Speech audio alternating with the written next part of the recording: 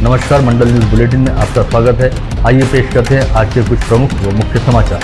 अब तक यदि आपने मंडल न्यूज के इस चैनल को लाइक व सब्सक्राइब नहीं किया है तो जल्द से जल्द इस चैनल को लाइक व सब्सक्राइब जरूर कर दें।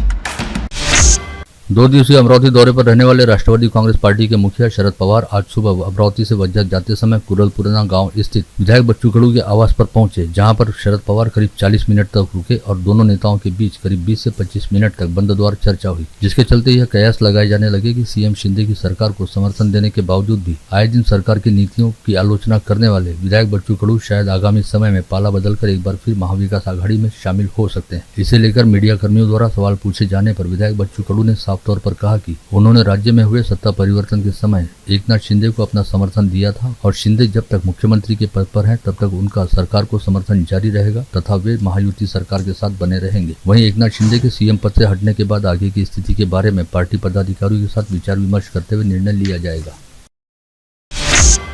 राकापा नेता शरद पवार का आज सुबह 9:45 बजे के आसपास कुरलपुरना गांव स्थित विधायक बच्चू कडू के निवास पर आगमन हुआ, जहां पर विधायक कडू की धर्मपत्नी नैना कडू ने शरद पवार का तिलक कुमकुम लगाने के साथ ही आरती उतारकर स्वागत किया। इस समय पूर्व गृह मंत्री व विधायक अनिल देशमुख, शिवाजी शिक्षा संस्था के अध्यक्ष हर्षवर्धन देशमुख तथा राकापा के जिलाध्यक्ष सुनील वराडे भी उपस्थित थे और सभी नेताओं ने कडू परिवार के सदस्यों के साथ चाय व अल्पाहार का आनंद लिया। फिर विधायक कडू के साथ करीब 20 मिनट तक बंद द्वार चर्चा करने के उपरांत राकापा सुप्रीमो शरद पवार अपने काफिले के साथ वज्जर हेतु रवाना हो गए। पवार की अपने आवास से रवानगी होते ही विधायक कडू ने मीडिया के साथ हुई बातचीत में बताया कि उनकी शरद पवार के साथ राजनीति को लेकर कोई खास चर्चा नहीं हुई, बल्कि पूरा समय खेती किसानी से संबंधित मुद्दों और अचलपुर निर्वाचन क्षेत्र के विकास से संबंधित मसलों को लेकर बातचीत हुई है।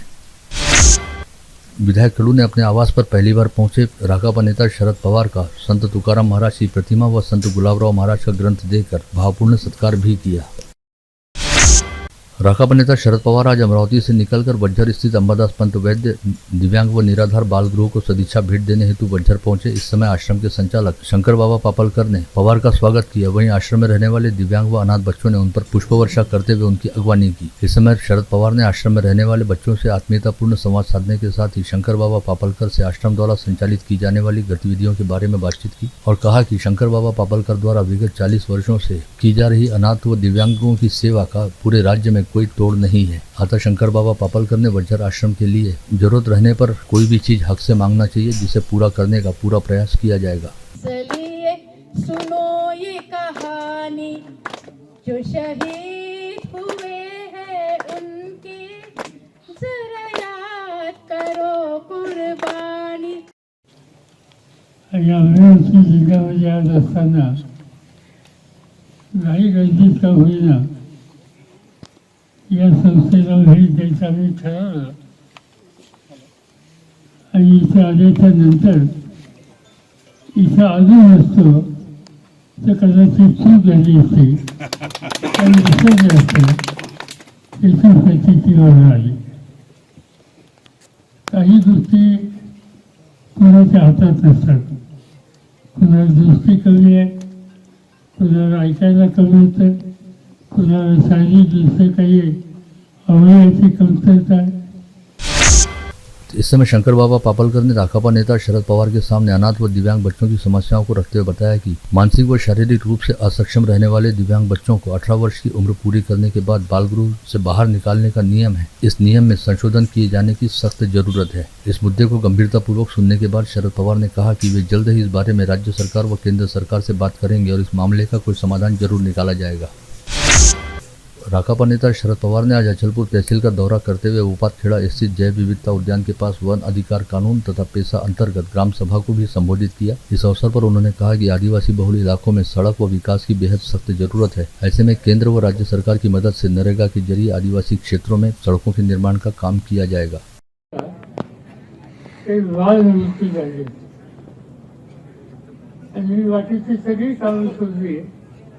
आणि 2-3 दिवसासाठी या भागामध्ये आहे काही धोरणातून निर्णय घेतले, त्या निर्णयाचा काही फायदा झाला, त्याच्याची चर्चा बघितल्याच्या नंतर अजून अनेक क्षेत्रामध्ये आपल्याला अधिक लक्ष द्यायची आवश्यकता आहे। मौसम विभाग की ओर से जताए गए अनुमान के मुताबिक अगले 24 घंटे के दौरान महाराष्ट्र में तीव्र शीतलहर आने की संभावना है, जिसका विदर्भ व मराठवाड़ा में सर्वाधिक परिणाम दिखाई देगा और इन दोनों क्षेत्रों के कई शहरों में कड़ाके की ठंड पड़ सकती है, जिसके चलते अगले 3 दिनों तक कोहरे व धुंध की चादर और भी अधिक घनी रह सकती है। कांग्रेस के 139वें वर्धापन दिवस के निमित्त नागपुर में आयोजित महारैली को संबोधित करते हुए कांग्रेस नेत्री व तिवसा निर्वाचन क्षेत्र की विधायक यशोमती ठाकुर ने कहा कि केंद्र सरकार की तानाशाही का एकजुट होकर विरोध करने का यही सभी समय है और यदि सभी लोग एकजुटता के साथ एक साथ आते हैं और विरोध करते हैं तो केंद्र सरकार तो भाजपा को केंद्र की सत्ता से हटाने में समय नहीं लगेगा। अतः सभी ने साथ मिलकर संघर्ष करने की तैयारी रखनी चाहिए। ज्या ज्या वेळेला विदर्भातून आवाज पुकारण्यात आला त्या वेळेला मानवतेचा संदेश आणि खऱ्या अर्थानं काँग्रेसच्या विचारधारेला मोठी साथ मिळाली। माझा तुम्हाला प्रश्न आहे, तुम्ही सगळेजण काँग्रेसची विचारधारा त्या ठिकाणी बळकट ठेवण्यासाठी साथ देणार का? आवाज जोरात बोलो भारत माता की, बोलो कांग्रेस पक्षाचा। राज्य की उपराजधानी नागपुर में गत रोज कोरोना के 3 नए मरीज पाए गए, जिससे वहां पर सक्रिय मरीजों की संख्या 5 हो गई है। इसके साथ ही अकोला में कोरोना के नए सब वेरिएंट JN1 का संदिग्ध मरीज मिलने से हड़कंप व्याप्त है। विदर्भ क्षेत्र में इस नए सब वेरिएंट का यह पहला मरीज बताया गया है। MIDC स्थित Jadhav Gears Engineering and Pressing Automisation नामक कंपनी के कामगारों द्वारा आज यहां बुलाई गई पत्रवार्ता में बताया गया कि कंपनी को बिना पूर्व सूचना दिए अचानक ही बंद कर दिया गया है, जिसके चलते कंपनी में काम करने वाले तमाम मजदूर व कर्मचारी एक झटके में बेरोजगार हो गए। अतः प्रशासन ने इस कंपनी को दोबारा शुरू करने के लिए अपने अधिकारों का उपयोग करना चाहिए ताकि मजदूरों को बेरोजगारी व भुखमरी का शिकार न होना पड़े। साथ ही पत्रवार्ता में मजदूरों द्वारा बताया गया कि इस विषय को लेकर अमरावती के जिलाधीश व कामगार उपायुक्त को भी ज्ञापन सौंपा गया है। आता गेल्या 22/12/2023 जेव्हा कंपनीवर ड्युटीवर गेलो तेव्हा कंपनीला लॉक आणि नोटीस बंदची झाली, त्याच्यामुळे मला एकदम धक्का बसला। याच्या दाद मागत आम्ही कामगार आयुक्तामध्ये गेलो तर त्यांनी असं सांगितलं की बाई बंद करता येत नाही। त्यांना बोलवलं इथे आपण करू, 29 तारीख दिलेली आहे, पण हा बंद हा एकदम आम्हाला पूर्व सूचना न देता करण्यात आलेला आहे। त्याच्यामुळे जेवढे काही कामगार तिथे काम करत आहेत त्यांच्यावर उपासमारीची पाळी आलेली आहे।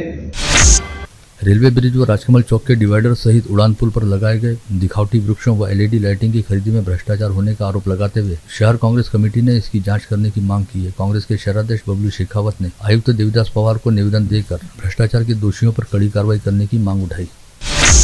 वहीं आज सुबह पूर्व विधायक सुनील देशमुख को कांग्रेस के शहराध्यक्ष बबलू शेखावत के नेतृत्व में शहर के हजारों कांग्रेसी करीब 300 वाहनों के साथ नागपुर के लिए रवाना हुए। नागपुर रवाना होने वाले कांग्रेसियों में पूर्व महापौर विलास इंघोले व मिलिंद चिमोटे सहित शहर कांग्रेस के कई पदाधिकारियों का समावेश था और आज सभी कांग्रेस पदाधिकारी नेहरू मैदान पर इकट्ठा हुए थे। अकोला वाशिम मार्ग से होकर चलने वाली अमरावती पुणे ट्रेन को 3 माह की समयावधि दी गई है। मध्य रेलवे की ओर से जारी विज्ञप्ति में कहा गया कि आगामी 1 अप्रैल तक यह ट्रेन शुरू रहेगी और इस ट्रेन को बडनेरा, मूर्तिजापुर, अकोला, वाशिम, हिंगोली, वसमत, पूर्णा, परभणी, पर्ली, लातूर, धाराशिव, बार्शी टाउल, कुर्डुवाड़ी, जेऊर, जिंती रोड, दौंड, केडगांव व उर्ली में आते जाते समय स्टॉपेज दिए गए हैं। शेगांव स्थित संत गजानन महाराज संस्थान ने आगामी रविवार 31 दिसंबर को पूरी रात दर्शन खुले रखने की घोषणा की है। नववर्ष की छुट्टियां और उसके स्वागत उपलक्ष्य में होने वाली भीड़ को ध्यान में रखते हुए समाधि मंदिर को पूरी रात खुले रखने का निर्णय लिया गया है। प्रतिवर्ष 31 को शेगांव में बड़ी संख्या में गजानन भक्त उमड़ते हैं। देश के प्रथम कृषि मंत्री व शिक्षा महर्षि डॉक्टर पंजाबराव देशमुख की 125वीं जयंती के निमित्त 70 एकड़ परिसर में आयोजित पहली भव्य दिव्य व लाइव कृषि प्रदर्शनी किसानों सहित सर्वसामान्यों के आकर्षण का केंद्र साबित हो रही है। करीब 1 साल के परिश्रम से विविध रंगों वाले झेंडू के फूलों सहित अन्य फूलों के बागान तथा साग सब्जी, प्याज, मिर्ची, संतरा, मौसम्बी व केले की खेती को आधुनिक तंत्रज्ञान के जरिए सजाया गया है, जिसे देखने हेतु जिले सहित समूचे संभाग के किसान यहाँ पहुँच रहे हैं।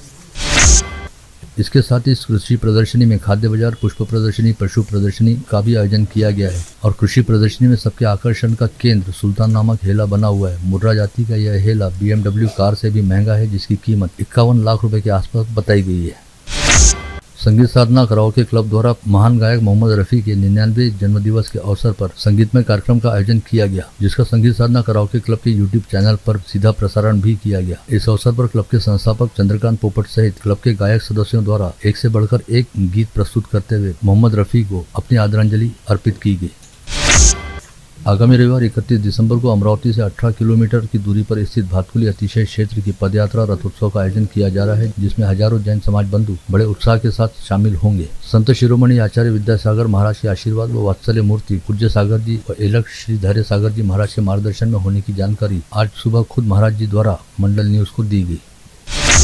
श्री गोवर्धन नाथ जी हवेली सत्संग मंडल द्वारा आयोजित तनु वित्तेजा सेवा प्रकार को समझाते हुए गोस्वामी विशाल कुमार महोदय श्री ने कहा कि वैष्णव जन को ब्रज के आनंद की अनुभूति करने पृथ्वी जल आकाश तीनों में अलौकिक दृष्टि रखनी चाहिए और तीनों में हमने आदि दैविक दर्शन करते हुए प्रभु कृपा से सदैव प्रयास करने चाहिए। खेल व युवा संचालनालय पुणे की मान्यता से जिला खेल अधिकारी व महाराष्ट्र ताइक्वांडो एसोसिएशन द्वारा लातूर में आयोजित राष्ट्रीय शालेय ताइक्वांडो स्पर्धा में अमरावती की रिया भटकर ने स्वर्ण पदक जीता, वहीं लोकेश ठाकुर ने रजत पदक प्राप्त किया। आगामी 31 दिसंबर की शाम से नववर्ष की पूर्व संध्या का जश्न शुरू हो जाएगा और लोग बाग बड़े पैमाने पर नववर्ष के स्वागत हेतु अपने वाहन लेकर सड़कों पर आएंगे। ऐसे समय कहीं पर भी किसी भी तरह की जीवित अथवा वित्त हानि न हो तथा शहर में कानून व व्यवस्था की स्थिति बनी रहे, इस बात के मद्देनजर शहर पुलिस आयुक्तालय द्वारा 31 दिसंबर को शहर में कड़ा पुलिस बंदोबस्त तैनात किया जाएगा। इस बारे में जारी अधिसूचना में बताया गया कि 31 के बंदोबस्त में 1 पुलिस उपायुक्त, 4 सहायक पुलिस आयुक्त व 80 पुलिस अधिकारियों सहित 800 पुलिस कर्मचारियों की तैनाती की जाएगी और शहर के प्रमुख चौराहों तथा विविध पुलिस थाना क्षेत्र अंतर्गत कई स्थानों पर बैरिकेडिंग करते हुए नाकाबंदी की जाएगी। साथ ही शहर में स्थित सभी उड़ान पुलों को आवाजाही के लिहाज से बंद रखा जाएगा। इसके अलावा इस समय चांदूर बाजार से आगे श्री क्षेत्र बहरम में 1 माह तक चलने वाली यात्रा शुरू हो गई है। वहीं विदर्भ का नंदनवन कहे जाते चिखलदरा में भी लोग बाग नववर्ष की पूर्व संध्या पर पार्टी करने और वहीं पर नए साल का स्वागत करने की योजना बना रहे हैं, जिसके चलते दोनों ही स्थानों की ओर आने जाने वाले रास्तों पर पर्यटकों व वाहनों की अच्छी खासी भीड़भाड़ रहेगी। इस बात के मद्देनजर ग्रामीण पुलिस ने चिखलदरा व बहरम की ओर जाने वाले रास्तों पर अभी से ही तगड़ा बंदोबस्त लगाना शुरू कर दिया गया है, जिसके तहत जिन रास्तों से होकर गुजरने वाले सभी लोगों व उनके वाहनों की कड़ाई के साथ जाँच पड़ताल की जा रही है।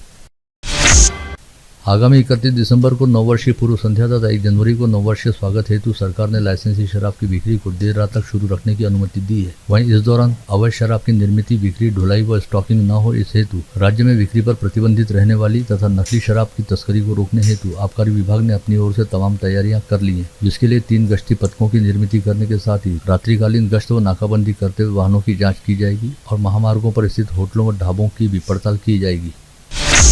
आगामी 14 व 15 जनवरी को मनाए जाने वाले मकर संक्रांति के पर्व और इस पर्व के निमित्त होने वाली पतंगबाजी को ध्यान में रखते हुए शहर पुलिस आयुक्त नवीन चंद्र रेड्डी ने मकर संक्रांति पर्व की कालावधि दौरान अमरावती शहर में नायलॉन मांझे की निर्मित व खरीदी बिक्री को पूरी तरह से प्रतिबंधित कर दिया है। साथ ही आह्वान किया है कि अमरावती शहर के नागरिकों व व्यवसायियों द्वारा ऑनलाइन अथवा ऑफलाइन तरीके से नायलॉन मांझे की बिल्कुल भी खरीदी बिक्री न की जाए। यदि ऐसा किया जाता है और किसी के पास भी नायलॉन मांझा बरामद होता है तो संबंधित व्यक्ति के खिलाफ दंडात्मक कार्रवाई की जाएगी। यह आदेश पुलिस आयुक्तालय क्षेत्र में 28 दिसंबर से 31 जनवरी तक लागू रहेगा।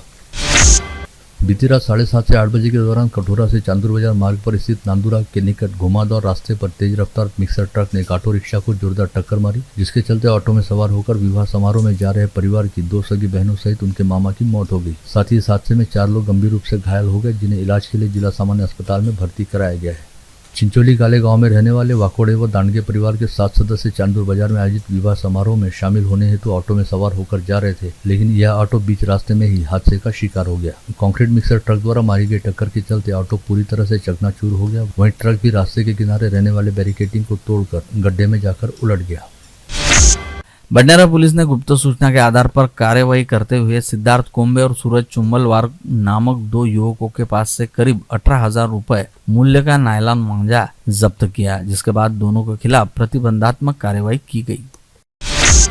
अमरावती मध्यवर्ती कारागार में गत रोज कैदियों के 2 गुटों के बीच जमकर मारपीट हुई थी, जिसमें कुछ कैदियों ने धातु से बनी भोजन की प्लेट को मोड़कर उसका चाकू जैसे धारदार हथियार के तौर पर प्रयोग किया था, जिसकी शिकायत मिलने के बाद फ्रेजरपुरा पुलिस ने सेंट्रल जेल में बंद रहने वाले 10 कैदियों के खिलाफ हत्या के प्रयास सहित विभिन्न धाराओं के तहत आपराधिक मामला दर्ज किया है। वहीं अब इन 10 कैदियों को तमाम कानूनी प्रक्रिया को पूरा करते हुए फ्रेजरपुरा पुलिस द्वारा अपनी हिरासत में लेकर कोर्ट में पेश किया जाएगा, जिसके बाद उन्हें दोबारा जेल भेजा जा सकता है।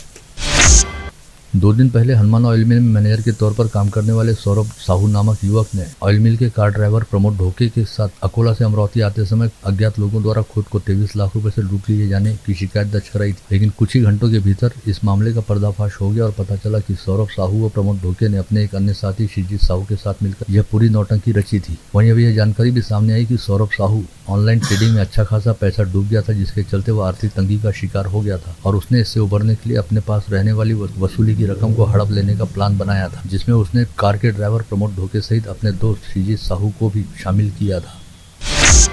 23 लाख रुपए की लूट के मामले में धरे गए सौरभ साहू, प्रमोद ढोके व श्रीजीत साहू को गिरफ्तार करने के बाद ग्रामीण अपराध शाखा ने उन्हें येवदा पुलिस थाने के हवाले कर दिया था, जिसके बाद येवदा पुलिस ने आज तीनों आरोपियों को दरियापुर की अदालत के सामने पेश किया, जहां से अदालत ने उन्हें पूछताछ हेतु 5 दिन की पुलिस कस्टडी रिमांड में रखने का आदेश जारी किया।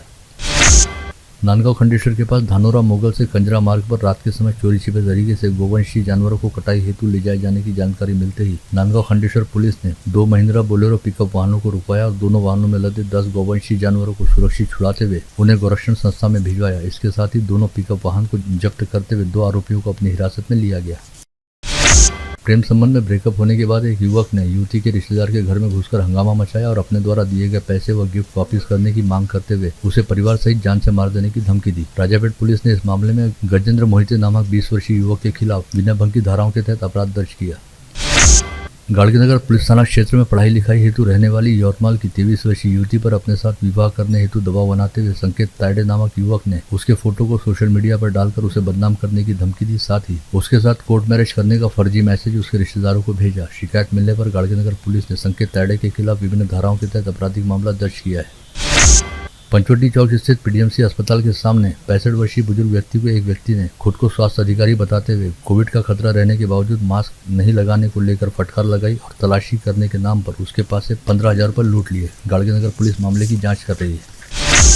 राहटगांव रिंग रोड मार्ग पर रेत लदा ट्रक दिखाई देने पर राजस्व कर्मी अजय चौहान ने उसे जांच पड़ताल हेतु रुकवाया और पंचनामा लिखने की कार्रवाई शुरू की। मोहम्मद इकबाल मोहम्मद जमील ने अजय सिंह चौहान के साथ धक्का मुक्की करते हुए उन्हें जमीन पर गिरा दिया और उनका मोबाइल छीन कर फेंकते हुए उनके साथ गाली गलौज की। नांदगांव पेट पुलिस ने सरकारी कामकाज में बाधा डालने का मामला दर्ज किया है।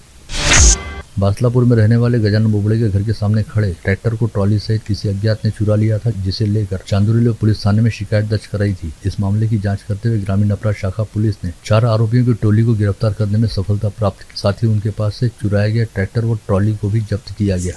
चैनल को लाइक करें, शेयर करें और हाँ, सब्सक्राइब करना ना भूलें। कल होगी आपसे फिर मुलाकात, तब तक के लिए धन्यवाद।